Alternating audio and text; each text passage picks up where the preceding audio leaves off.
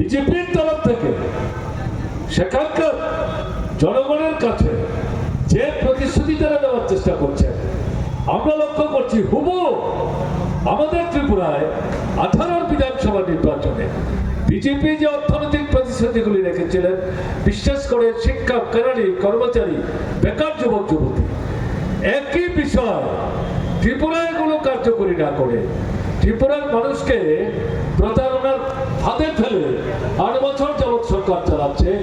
একই বিষয় পশ্চিমবাংলার নির্বাচনে সেখানকার মানুষদের বিভ্রান্ত করবার জন্য তারা উপস্থিত করবার চেষ্টা করছে। এটাই হচ্ছে দস্তুর, এটাই হচ্ছে পদ্ধতি।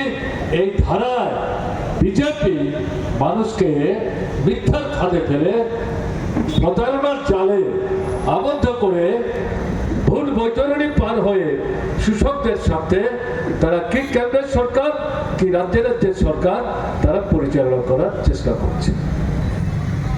আপনারা দেখেছেন কয়েকদিন আগে সারা ভারত কৃষক সভা, উপজাতি গণমুক্তি পরিষদ, সারা ভারত ক্ষেত মজুর ইউনিয়ন, কৃষকদের সংগঠন এই ত্রিপুরায় 10 থেকে 12টা কৃষি এবং কৃষকের স্বার্থের সাথে সম্পর্কযুক্ত গুরুত্বপূর্ণ বর্তমান সময়ের জরুরি দাবিগুলিকে সামনে রেখে আজকের মতোই তারাও বিধানসভা অভিযানের ডাক দিয়েছে।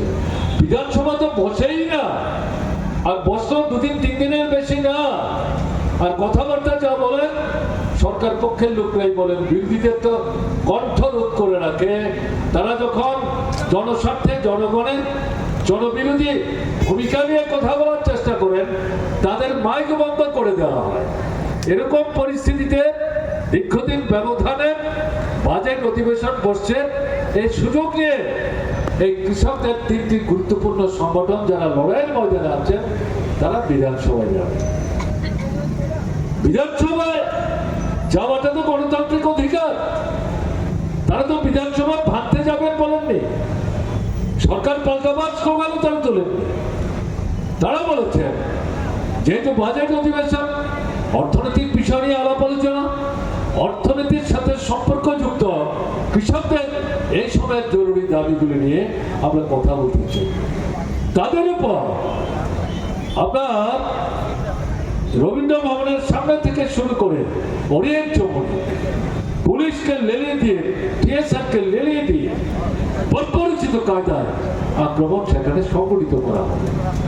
কৃষক আন্দোলনের নেতা কমরেড পবিত্র কর, তার জামা কাপড় ছিঁড়ে দেওয়া হলো, তার চশমা ভেঙে দেওয়া হলো, তার হাতের ঘড়ি ছিনিয়ে নেওয়া হলো। কি অপরাধ? লাঠি ছোড়া নিয়ে তো তারা বিধানসভা অভিযানে যাওয়ার চেষ্টা করেননি। এই ধরনের আক্রমণের অর্থটা কি? এই ধরনের পরিচিত যে পদ্ধতি, পদক্ষেপ, আমি তো পুলিশকে দায়ী করব না, আমি তবুও বলবো, আমি যা তথ্য নিয়েছি পুলিশকে লাঠি চালাবার নির্দেশ দিচ্ছে বড় অফিসাররা, কিন্তু বড় অংশের পুলিশ যারা সেখানে উপস্থিত ছিলেন তারা মানুষের মাথার উপর কিন্তু লাঠি চালাতে আগ্রহ দেখায়নি, তারা দেখায়নি। কিন্তু তারপরেও যে আক্রমণটা সংঘটিত হলো, এটা রাজ্যের মুখ্যমন্ত্রীর নির্দেশ ছাড়া, সরকারের নির্দেশ ছাড়া পুলিশ স্বতঃপ্রণোদিতভাবে এই ধরনের আক্রমণাত্মক ভূমিকা নিতে পারে, এটা বললে বিশ্বাস করতে হবে। এটা বললে তো বিশ্বাস করতে হবে না। এবং সেদিনের অভিজ্ঞতার ভিত্তিতে আজকে আপনাদের সঙ্গে এই বিধানসভা অভিযানে অংশগ্রহণ করার মধ্য দিয়ে আমি প্রত্যক্ষ করবার চেষ্টা করছিলাম। দেখা যাক আজকে ত্রিপুরার পুলিশ পল্টন, টিএসআর বাহিনী তারা কি ভূমিকা নেয়।